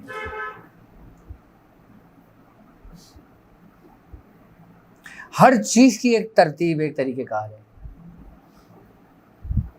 लेकिन हम उससे गाफिल हैं। यही केमिकल जब दवाएं दी जाती हैं ना तो इसको अखराज करने के लिए दी जाती हैं। जब यही केमिकल अखराज होता है तो हमारे अंदर वो सिम्टम्स पैदा होते हैं।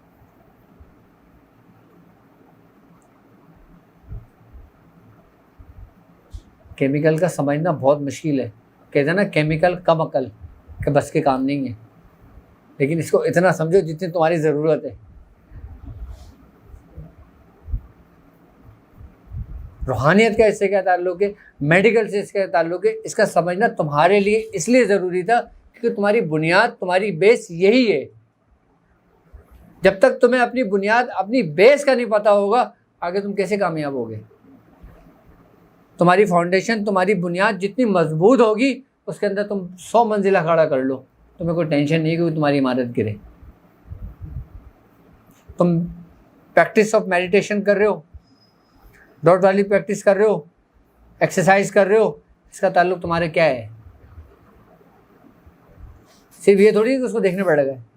अब भाई मैं इसको देख रहा हूँ, मैं बैठ गया, मैं कर रहा हूँ, तो मुझे इसका फिजिकली फ़ायदा क्या हो रहा है, मुझे इसका इंटरनली फ़ायदा क्या हो रहा है, एक्सटर्नली फ़ायदा है मुझे क्या हो रहा है,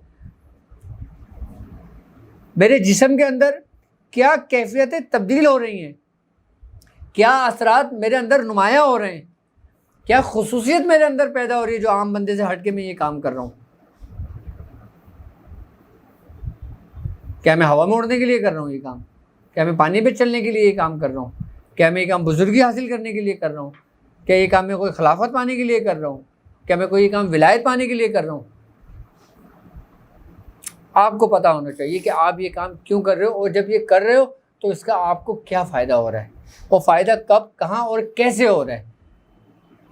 अगर कोई तुमसे मेडिकल हीरो से पूछ लेते तो तुम उसको क्या बताओगे। अब लोग बोलते हैं ना, ये मुराद में अल्लाह करके बैठ जाओ, बस बैठे रहो और तसव्वुर करो कि ये रोशनी फूट रही है, नूर आ रहा है, तुम्हारे अंदर दाखिल हो रहा है। बस जब तुम्हें इसकी बेस का नहीं पता होगा शुरू से, तो वो आएगा कहाँ से।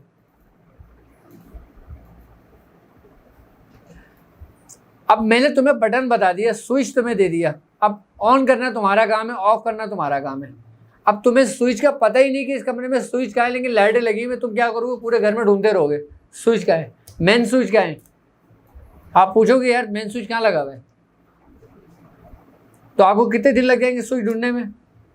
और मैं आया, मैंने आपको बता दिया, मैंने कहा गेट के पीछे स्विच लगा हुआ है, आप गेट के हम खोला, ठक करके स्विच ऑन कर, लाइट ऑन हो गई। मैं चाहता हूँ ये चीज़ें आप बुनियादी चीज़ें सीखें, ये बुनियादी चीज़ें आप लोगों को पता होना चाहिए इसके बारे में। हमारा काम आमिल बनाना नहीं है, आमिलीन बनाना नहीं है। आमिलीन तो तुम्हारी तवज्जो से बन जाएंगे लोग, आमिल तो तुम्हारी ठोकरों से लोग बन जाएंगे।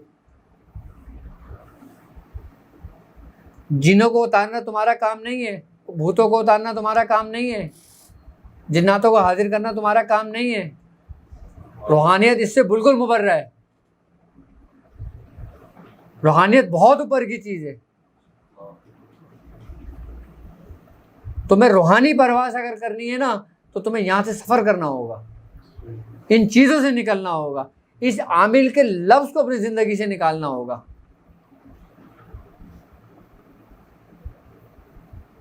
जब तुम इस लफ्ज़ आमिल को अपनी ज़िंदगी से निकाल दोगे ना, फिर तुम परवास करोगे, वरना तुम इसी में अटके रहोगे। मैं आमिल नहीं बना रहा, मैं वो बता रहा हूँ जो हमारे बुजुर्गों का रास्ता है।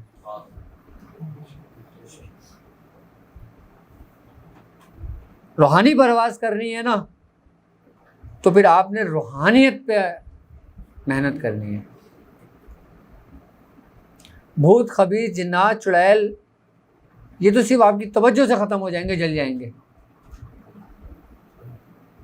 जब बुजुर्गों की बारगाह के अंदर किसी आसिफ ज़दा मरीज को लाया जाता था, वो बुजुर्ग के बैठ के पढ़ रहे होते थे, आऊज़ु बिल्लाहि मिनश शैतानिर रजीम बिस्मिल्लाहिर्रहमानिर रहीम, आऊज़ु बिल्लाहि मिनश शैतानिर रजीम बिस्मिल्लाहिर रहमानिर रहीम। वो पढ़ते थे क्या बुजुर्ग? क्या अगर सारी ज़िंदगी तुम्हें ये रट्टा लगाना है तो भाई तुम आमिल बनो। लेकिन वो बुजुर्ग क्या करते थे? खामोश अपने मसनद पे बैठे होते थे और बस तवज्जो करते थे, वो निकल के ज़ाया हो जाते थे। क्या है ये? यही वो रूहानियत है, यही वो सिम्टम्स हैं, यही वो पॉजिटिव और नेगेटिव रेज हैं।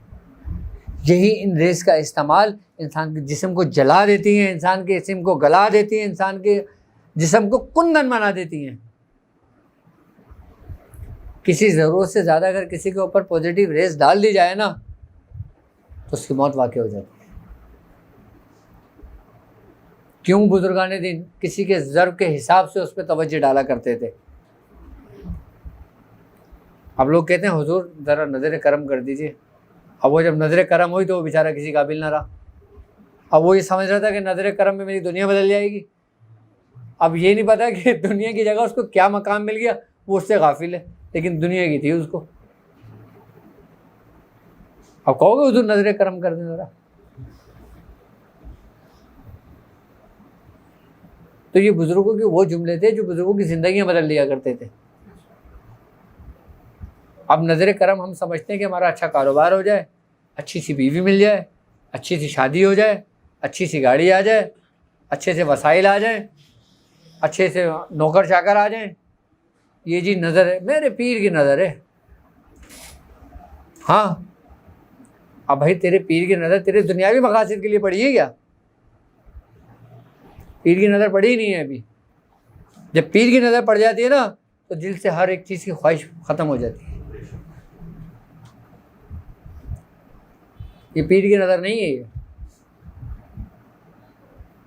पीर की नज़र तुम्हें बातनी परवाज़ कराता है। पीर की नज़र तुम्हें बातनी रूहानी सैर कराती है। पीर की नज़र तुम्हारे अंदर से सारे हिजाबात को उठा देती है। पीर की नज़र तुम्हें तुम्हारा मकाम और मर्तबा बताती है। कारोबार में तरक्की हो गई, फ़ायदा हो गया, लो जी पीर की नज़र है। हमारे कामिल बड़े पीर है, और जिसकी नहीं हुई, अरे यार हम तो वहीं के वहीं हैं। इसका मतलब है पीर हमारा कामिल नहीं है कि जिससे हमारा दुनिया मकासद हमारा हल नहीं हुए।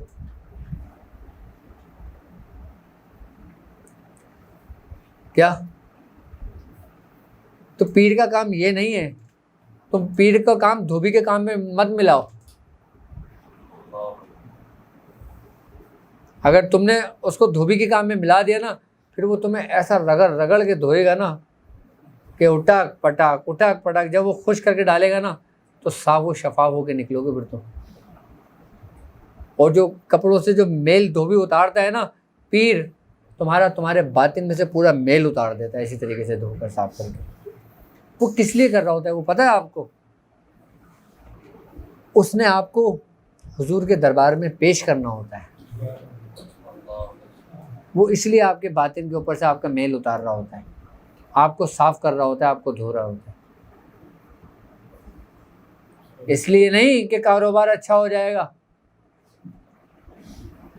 हाँ देखो, एक बात याद रखना ज़िंदगी में, तुम्हारे हिस्से का रिस्क जितना लिखा हुआ है ना यार, वो तुम्हें मिलना ही मिलना है।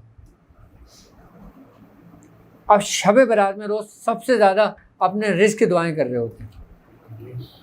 भाई वो तो लिख दिया गया है। इंसान वो चीज़ मांगे जो उसके पास नहीं है, और वो चीज़ क्यों मांग रहा है? जिसका रब ने तुमसे वादा कर लिया कि मैं तुम्हें दूंगा। अब तुम मांग रहे हो तो इसका मतलब है तुम्हें अपने रब पे भरोसा नहीं है क्या? भाई वो कहता है ना रिस्क में तुम्हें दूंगा, तुम फिर भी मांग रहे हो कि तुम्हें उसको भरोसा नहीं है क्या? तुम क्या मांगोगे जो चीज़ तुम्हारे पास नहीं है और तुम्हें ये यकीन है कि यार ये मुझे मिल भी नहीं सकती बगैर मांगे, इसका तो वादा भी नहीं लिया। जैसे मिर्ज़ा गालिब थे, उनको तनख्वाह मिली, वो सारी तनख्वाह की शराब लिया है, घर में भी बच्चे भूखे बैठे हुए थे। अब बीवी ने गालिब से पूछा कि भाई खाने का क्या हुआ? कह रहा भाई देख, अल्लाह ताला ने रिस्क का वादा किया है, वो तो तुझे दे देगा, इसका वादा नहीं किया, ये मैं ले आया।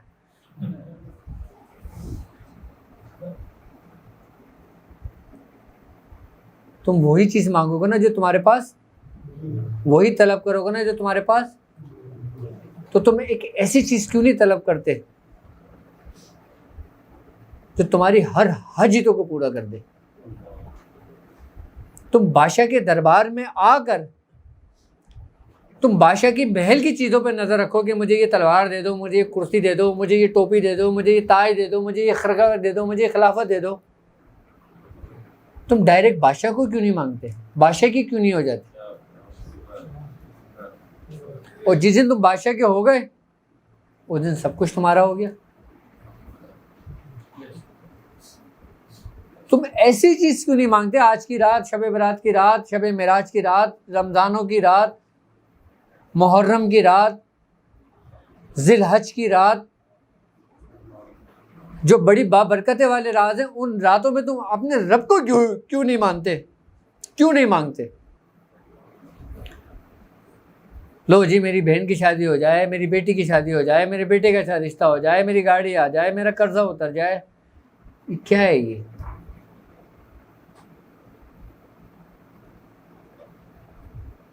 और जो शख्स अपनी दुआ में सबसे पहले अपने माँ बाप के लिए मांगता है ना, उसकी दुआ रद्द नहीं होती, चाहे उसके माँ बाप जिंदा हो या जिंदा ना हो, उसकी दुआ कभी रद्द नहीं होती। और जो शख्स दुआ के अख्तिताम में दुरूद पाक पढ़ता है, दुरूद शरीफ पढ़ता है, उसकी दुआओं को मलाइका आसमान की बुलंदियों पे ले जाते हैं, वो मकबूल बारगाह हो चुकी होती है। इब्तिदा आपने अपने माँ बाप से की है, इंतहा दुरूद पाक से की। इब्तिदा आपकी कहाँ से हुई? आपके माँ बाप से। जब आप छोटे थे, इब्तिदा आपकी कहाँ से हुई? माँ बाप से। और जब आपने सफ़र शुरू किया, आप इंतहा कहाँ हुई? तो मैं और तुम्हें क्या समझा रहा हूँ कि सारे सफ़र तुम्हारे आंखों के सामने, तुम गाफिल हो। समझ में आ गई पॉजिटिव रेस क्या होती है और नेगेटिव रेस क्या होती है? अच्छा, नेगेटिव रेस इसकी बिल्कुल अपोजिट होती है। हर चीज़ का पॉजिटिव का नेगेटिव होता है। आई बात समझ में? यानी कि इसकी बिल्कुल अगर आप अपोजिट चलेंगे ना तो वो पूरा नेगेटिव रेस आ जाती है। अच्छा, नेगेटिव रेस का भी ताल्लुक इन्हीं चारों केमिकल से होता है कि जब ये निकलना बंद हो जाते हैं और गलत केमिकल निकलना शुरू हो जाते हैं।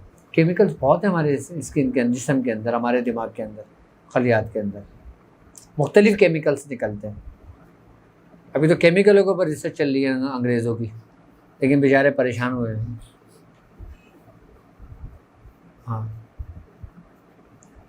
इन्हीं के मिलाप से, इन्हीं के एक्शन और इन्हीं के रिएक्शन से रेस बनती है, यानी कि बर्क बनती है। बर्क समझते हो? एक लहर, एक वो लहर जो आँख नहीं देख सकती, इतनी लतीफ़ होती है वो। क्यों? क्योंकि उसका ताल्लुक इंसानी रूह से होता है। किससे होता है? और रूह तुम्हारी क्या है? वो भी एक लतीफ़ है, वो भी अपने अंदर एक लताफत रखी हुई है। कसाफत तुम्हारा जिस्म रखा हुआ है। तुम्हारी सोच से, तुम्हारे ख्याल से, तुम्हारी नीयत से, तुम्हारे इरादों से तुम्हारे मामला तय पाते हैं। अब तुम किस तरह अपने मामलात को तय करना चाहो, कर लो। ये कुलिया सरकार दो आलम सल्लल्लाहु अलैहि वसल्लम ने दे दिया।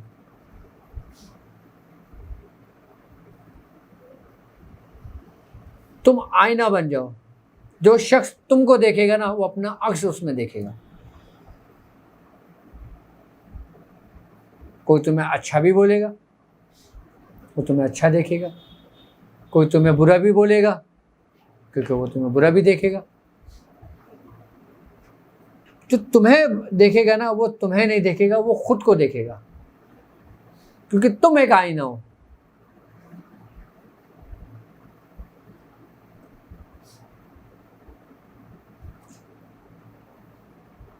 पॉजिटिव और नेगेटिव, इन रेस के ऊपर जो ना बड़ी तहकीक और बड़ी रिसर्च चल रही है।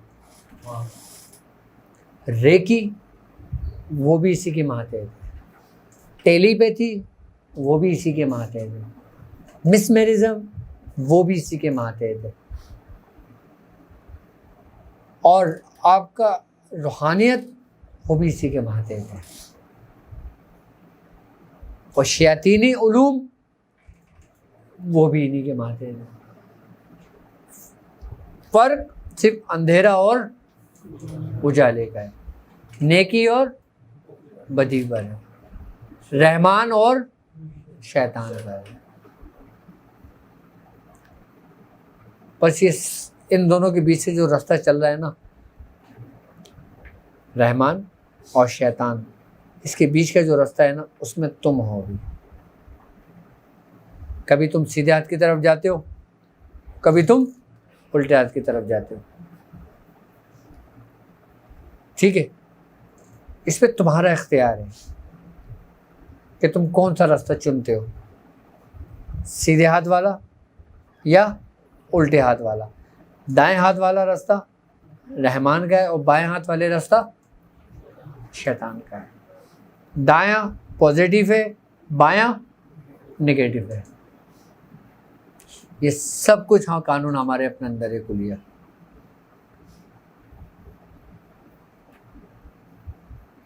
और ये पॉजिटिव रेस हमारे जिस्म के अंदर, हमारे जो नर्वस सिस्टम है, जो हमारा ब्रेन है, और वो जो हमारे स्पाइनल कॉर्ड का जो ये हिस्सा है, मोहरों का, रीढ़ की हड्डी का, शुरू का, इसका कायम मकाम यहाँ पर होता है।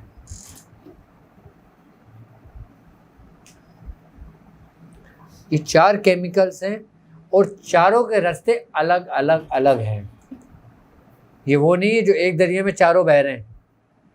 ये चारों रास्ते अलग अलग हैं, चारों की फीलिंग्स अलग अलग हैं, चारों के फंक्शन अलग अलग हैं, चारों की कैफियत अलग अलग है, चारों के असरात इंसानी जिस्म में अलग अलग हैं। कोई इंसान के ब्रेन को कंट्रोल करता है, कोई इंसान के हार्ट को कंट्रोल करता है, कोई इंसान के आज़ा रईसा को कंट्रोल करता है।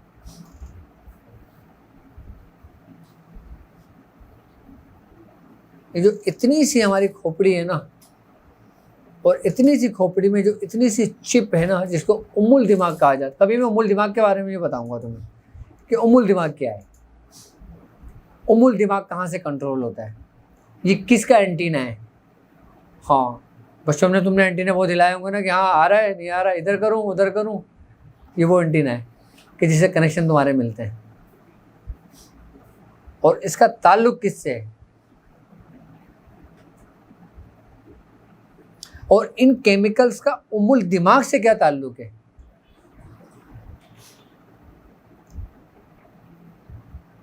हाँ, ये सारा अभी हमारे ऊपर वाली मंजिल का चल रहा है मामला, कि जिसके बारे में आगे साइंस अपने घुटने टेक देती है, मेडिकल घुटने टेक देती है यहाँ पे आके। इससे ज़्यादा की रिसर्च नहीं है आपके पास। हाँ, केमिकल का फंक्शन ज़रूर है, केमिकल्स के नाम ज़रूर मिलेंगे, लेकिन उसका ताल्लुक किन किन सेंस से है वो आपको कहीं नहीं मिलेगा। ये आपको मुशाहिदा ही बताएगा, ये आपको बुजुर्गों की सोबत ही बताएगी। हाँ, और जब उम्मुल दिमाग पे बात करेंगे ना इंशाल्लाह, फिर कभी नेक्स्ट टाइम मुझे याद दिलाना, फिर मैं उम्मुल दिमाग के बारे में बताऊँ। असल में ये हमारी पता है बुनियाद होती है, और हमारा जब सफ़र, ये समझ लें कि हमारे इस सफ़र का ना सबसे मेन और पक्का रास्ता यही है। हमें पता तो हो ना कि हम प्रैक्टिस कर रहे हैं तो क्या है ये। अगर कोई तुमसे पूछ ले कि भाई तुम डॉट वाली प्रैक्टिस कर रहे हो, क्या है ये, तुम उसको क्या जवाब दोगे? अगर कोई तुमसे पूछ ले कि ये पॉजिटिव रेस क्या है और ये कब बनती है, कैसे बनती है, तो आप क्या बताओगे उसको? आपको पता होना चाहिए ना। अच्छा, एक बात है कि जब तुम्हें पता लग जाता है ना किसी चीज़ की हकीकत तुम पर जाहिर हो जाती है, तो तुम्हारी नज़र में उसकी अहमियत बढ़ जाती है। अब मैं तुम्हें हीरा दूं और तुमसे ये कहूं कि ये कोहे नूर है, तुम इसको किस तरह संभाल के रखोगे? अपनी जान से ज़्यादा अजीज करके रखोगे उसको? और अगर मैं तुम्हें कोहे नूर दे दूं और एक डिब्बे बन करके मैं कह दूं भाई मेरी तरफ से गिफ्ट रख लो उसको, तुम्हें नहीं पता उसके अंदर क्या है, तुम उसकी कैसी केयर करोगे?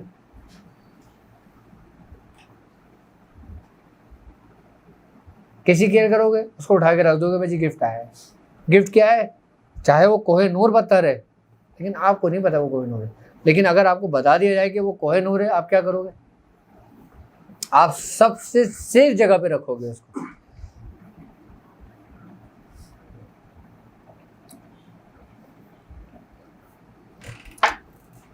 और जिन्नातों के अंदर ना, अच्छा क्या जिन्नात के अंदर भी ये रेसें होती हैं? हैं? तो भी जिन्नात क्यों अटैक करते हैं हम पे? जिन्नात तो आग के बने हुए हैं ना। आग यानी हरारत और हिद्दत रखने वाली चीज़। अब मैं जिन्नात के बारे में बताता हूँ कि वो किस तरह करते हैं।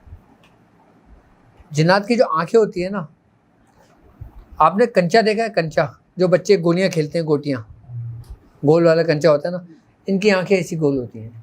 हमारी तिरछी है ना, उनकी तिरछी नहीं है, उनकी गोल है बिल्कुल।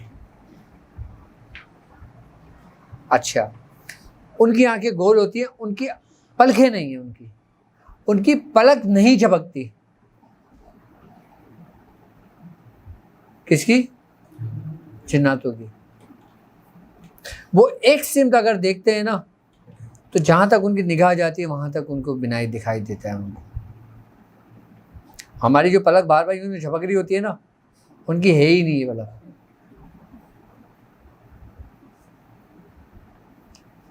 हाँ,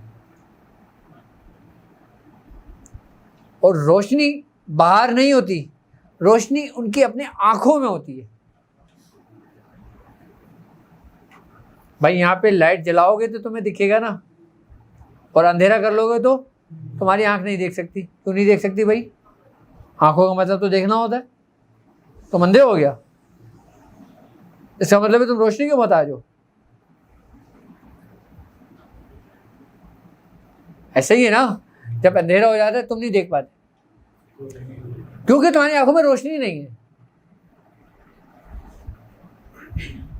वो सिम्टम, वो सलाहियत नहीं है। जिन्नातों के अंदर ये पैदाइशी है कि रोशनी उनके अपने आंखों के पिछले हिस्से पर होती है।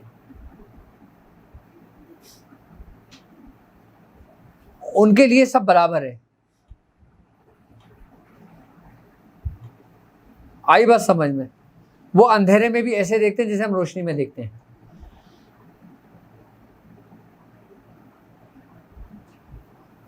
अच्छा, इसके अलावा उनकी आंखें गोल होती है और एक इहाता होता है। हमारे सफ़ेदी का हिस्सा होता है, उनकी सफ़ेदी का हिस्सा नहीं होता। उनकी खाली ये काली पुतली होती है ना, ये रंग बिरंगी होती है, मुख्तलिफ कलर्स में मजमू होती है। आपने आग का वो कलर देखा है जो इंतहाई तीसरे दर्जे पर होता है, जिसमें हल्का सा येलो और रेड का शेड मिला हुआ होता है।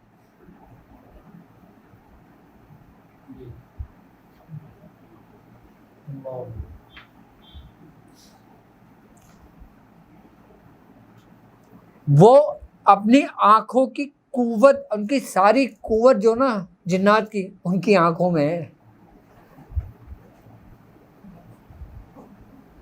उनको अल्लाह रब्बुल इज़्ज़त ने ये कुव्वत और ताकत अता की है कि वो अपनी आंखों की कुव्वत के ज़रिए अपने जिस्म की माहियत को चेंज कर लेते हैं। वो कोई पढ़ के नहीं करते। हाँ, कि कहीं कोई अमल पढ़ रहे हैं, कोई तंत्र मंत्र पढ़ रहे हैं तो जिन चेंज कर रहे हैं, नहीं। वो अपनी आंखों की कुव्वत से अपनी जिन्स को तब्दील करते हैं, वो मुख्तलिफ सूरतें इख्तियार कर लेते हैं। कैसे? अपनी आंखों की कुव्वत से। बिल्ली की सूरत, कुत्ते की सूरत, सांप की सूरत, जानवर की सूरत, बकरी की सूरत, भैंस की सूरत, इंसान की सूरत। हाँ, अच्छा, इसमें भी जो ना जिन्नातों के अंदर भी मदारिज हैं, दर्जे हैं, जिस तरह इंसानों के दर्जे हैं। अच्छा, हर कुव्वत हर जिन्नात को भी नसीब नहीं होती। जिस तरह औलिया कराम के दर्जे हैं, रूहानियत के अंदर दर्जे हैं, हमारे तालिबे इल्मों के अंदर दर्जे हैं, इसी तरह जिन्नातों में भी दर्जे हैं। किसी जिन्नात की पावर और कुव्वत कम है, किसी की ज़्यादा है, किसी की बहुत ज़्यादा है, किसी की इंतहाई हालत में ज़्यादा है।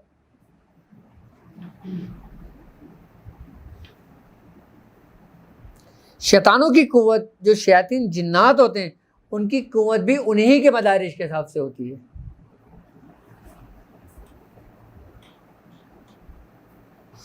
अच्छा, शयातीन जिन्नात और मुसलमान जिन्नात में क्या फ़र्क है, कैसे फ़र्क है, आपको बता दूं। शयातीन जिन्नात जो होते हैं ना, वो ज़्यादातर जब कहीं भी आते हैं ना, उनके अंदर एक बदबू होती है।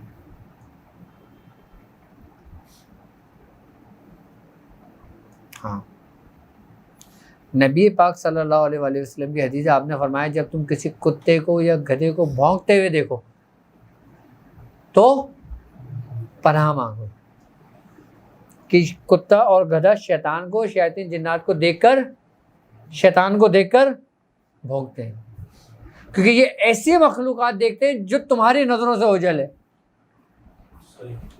अच्छा है, लेकिन तुम्हारी नज़रों से ओझल है।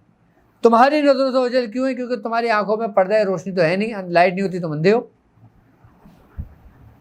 और तुम अगर रियाजत और तवज्जो और मेहनत कर लो और तुम्हारे लिए रोशनी और अंधेरा बराबर हो जाए, फिर क्या होगा? हिजाब और पर्दा। तो ये मेहनत और रियाजत किस लिए कर रहे हो तुम?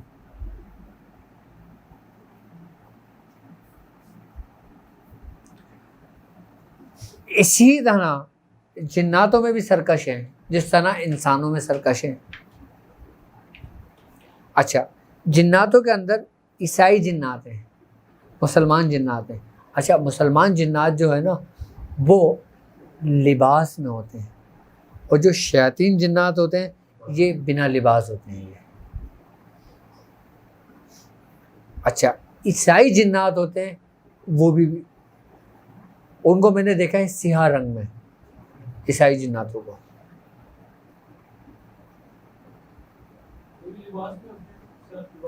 जी, सियाह लिबास में होते हैं।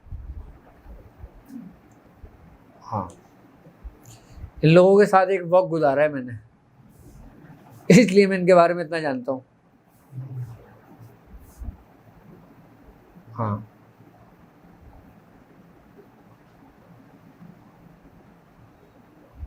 और एक ख़ास बात ये है, चल रहने दो, छोड़ दो। हाँ, थोड़ा सा इधर हो जाए, उनको जगह दे दो। हाँ,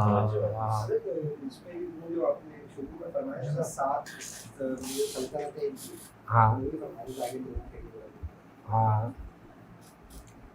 जब मैं कारखाने में रहता था ना, 99 की बात है, 99 या 2000 की बात है, तो एक जिन्नात मेरे पास आया था, जिन आया था मेरे पास।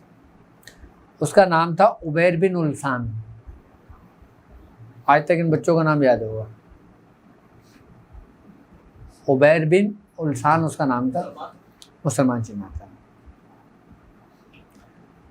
और काफ़ी टाइम, काफ़ी अर्सा वो मेरे साथ रहा है।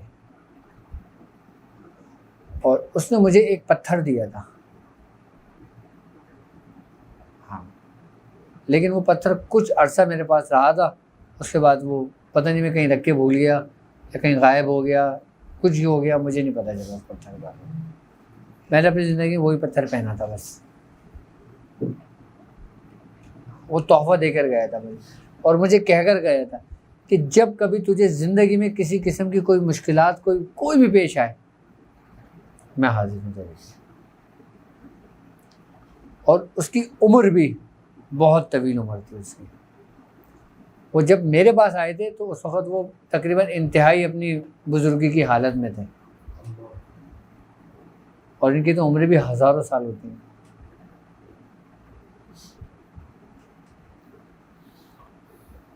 कुछ बातें, कुछ सोहबत मेरी उनके साथ रही है कारखाने के अंदर। हम क्यों कारखाने में पड़े रहते थे, हमारा दिल ही नहीं करता था निकलने का, क्योंकि हम एक अजीब दुनिया में थे, और सारा मियाँ हुजूर के तो फैल था। हाँ, मैं सही बता रहा हूँ आपको। जब ये लोग आए ना, सब लोग, उस वक़्त हम ये काम करके छोड़ के बंद कर चुके थे।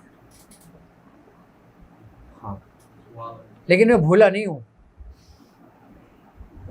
हाँ, मैंने छोड़ा ज़रूर है, लेकिन मुझे एक एक रास्ता, एक एक मामला, एक एक सब कुछ, मैं उस रास्ते से गुजरा हूँ।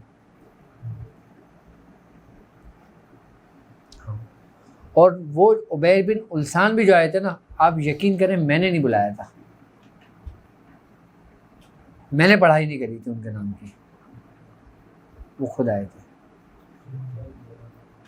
और उस वक्त आए थे कि जब उन्होंने मेरी वो हालत देखी थी कि मैं सख्त सर्दियों के अंदर जो टाट की बोरी होती है ना, मैं वो ओढ़ के कपकपा रहा था, सो रहा था, और मेरे सर के नीचे जो ना तकिए की जगह जो ना पत्थर रखा हुआ था, और जो मेरा मुसल्ला था ना वो टाट की बोरी में सिला हुआ था, वही बिछा हुआ था, वही टाट में ओढ़ के सोता था सर्दी के मारे, ठंड में। हमें गद्दा, ब्लैंकेट, तकिया कुछ नसीब नहीं था उस वक्त में। उस वक़्त के जो मेरे साथी हैं ना, वो आज भी ज़िंदा हैं, और आज भी वो मियाँ हुजूर के पास काम करते हैं। आप उनसे जाके पूछना कि कैसा वक्त गुजारा है। कि जब मैं सख्त तकलीफ़ में हुआ था ना, जब मैं सख्त सर्दी में मुब्तला हुआ था ना, कि मुझे ये था कि बस कुछ मुझे मिल जाए ओढ़ने को, उसके थोड़ी देर बाद जो ना कमरे के अंदर ना हिद्दत होनी शुरू हो गई थी, हरारत होनी शुरू हो गई थी, मेरे जिस्म में से सर्दी कम होनी शुरू हो गई थी, जिस्म, कमरा पूरा गर्म होने शुरू हो गया था। मैंने कहा लो जी, आज लग रहा है कुछ होने वाला है। उसके बाद दरवाजे पे दस्तक हुई थी।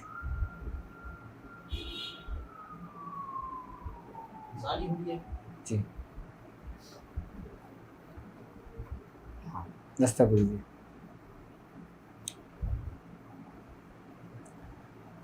और मेरे लिए जर्दा आया था सबसे पहला। हाँ,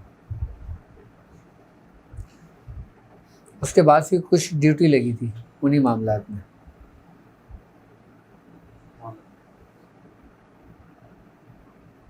फिर एक वक्त गुजारा, काफ़ी बातें, काफ़ी मामलात, वो सारे मुशाहिदात में मेरे पास लिखे हुए हैं। हाँ, लेकिन जो उसमें काम की बातें हैं ना, जो आपके लिए रहनुमाई, एक मददगार साबित होगी आगे रास्ते के लिए, तो मैं वक्तन फ़वक्तन वो बताता रहूँगा। सब कुछ तो आपके लिए बेकार है, जहर है। हाँ, लेकिन बात वही है कि जिसने इस रास्ते को समझ लिया ना, अच्छा, इस रास्ते को पढ़ाइयों के ज़रिए नहीं समझा जाता, इस रास्ते को रियाजत के ज़रिए नहीं समझा जा सकता, इस रास्ते को एक ऐसे रास्ते के ज़रिए समझा जा सकता है कि जिससे सारे हथियार ज़मीन पे गिर जाते हैं। क्या वो है कि आप सिलेंडर हो जाओ। आप सिलेंडर हो गए, आपकी हकीकत ख़त्म, आपकी अना ख़त्म, आपकी खुदी ख़त्म। जब ये सब कुछ ख़त्म होगा ना, फिर मोहब्बत का सफ़र शुरू होगा। और जब मोहब्बत का सफ़र शुरू होगा ना, तो वो हर उस चीज़ पे सबकत ले जाएगा कि जिनकी रियादत 40-40 साल की थी।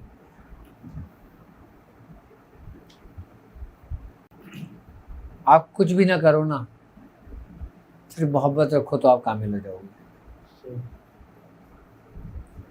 ये पॉजिटिव, नेगेटिव, रूहानी, कुव्वत, ताल्लुक, इरादी, शऊर, लाशऊर,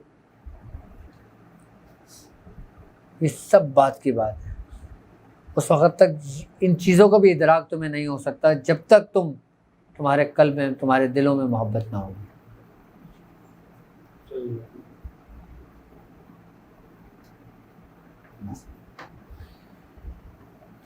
अल्लाह तबारक ताला हमें अपने बुज़ुर्गों से मोहब्बत करने की तौफ़ीक अता फ़रमाए और अल्लाह ताला हमें अपने बुज़ुर्गों के रस्तों पे रखे और अल्लाह ताला हमें उन चंद लोगों में शामिल करे जिन चंद लोगों से वो राज़ी हुआ। सुबहान रब्बिका रब्बिल इज़्ज़ति अम्मा यसिफ़ून। या इलाहुल आलमीन, या इलाहुल आलमीन, या इलाहुल आलमीन, हम तमाम लोगों को हासिदों के हसद से महफूज फरमा। या इलाहुल आलमीन, शयातीन के शर से महफूज फरमा। या इलाहुल आलमीन, जादू के शर से महफूज फरमा। या इलाहुल आलमीन, नज़र बस से महफूज फरमा। या इलाहुल आलमीन, हमें अपने शेख से मोहब्बत करने की तौफ़ीक अता फ़रमा। या इलाहुल आलमीन, हमें अपने बुज़ुर्गों के रास्ते पे चलने की तौफ़ीक अता फ़रमा। या इलाहुल आलमीन, हमारे शेख का साया हम पर क़यामत तक कायम हो दाएगा। या इलाहुल आलमीन, हमें अपने शेख की सोहबत को अता करने वाला बना। सुबहान रब्बिका रब्बिल इज़्ज़ति अम्मा यसिफ़ून व सलामुन अलल मुरसलीन वल्हम्दुलिल्लाहि रब्बिल आलमीन। बरक ला इलाहा इल्लल्लाहु, ला इलाहा इल्लल्लाहु, ला इलाहा इल्लल्लाहु मुहम्मदुर रसूलुल्लाह सल्लल्लाहु